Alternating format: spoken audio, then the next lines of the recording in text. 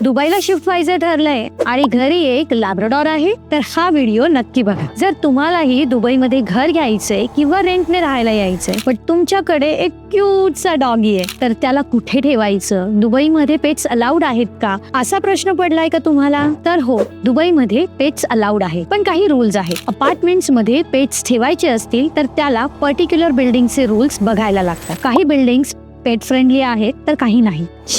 आम्ही तुम्हाला अशा बिल्डिंग्स फिल्टर करून शोधून देतो.